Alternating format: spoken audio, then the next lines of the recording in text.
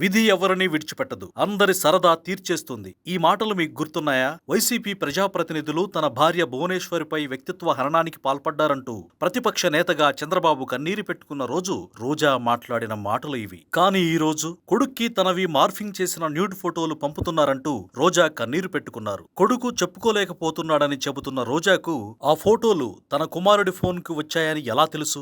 లేదంటే తన దగ్గరకు ఆ ఫోటోలు ఎలా వచ్చాయని సోషల్ మీడియాలో నెటిజన్లు ప్రశ్నిస్తున్నారు. జగన్ పాలనలో రాష్ట్రంలోని ఉన్నతమైన కుటుంబాల్లో ఒకటైన చంద్రబాబు కుటుంబంపై నారా లోకేష్ తల్లి భువనేశ్వరిపై అసభ్యకరమైన వ్యాఖ్యలు చేసినప్పుడు వెకిలిగా నవ్విన రోజాకు ఆ రోజు విధి గురించి గుర్తుకు రాలేదా? ఈ రోజు జగన్ రెడ్డి తాడేపల్లి నుంచి రాసి పంపించిన స్క్రిప్టును చదివి కన్నీరు పెట్టుకున్నంత మాత్రాన ప్రజల నుంచి సానుభూతి వ్యక్తమవదనే విషయాన్ని మాత్రం రోజా మర్చిపోయినట్లున్నారు. ఎందుకంటే విధి ఎవరిని విడిచిపెట్టదు, అందరి సరదా తీర్చేస్తుంది కాబట్టి.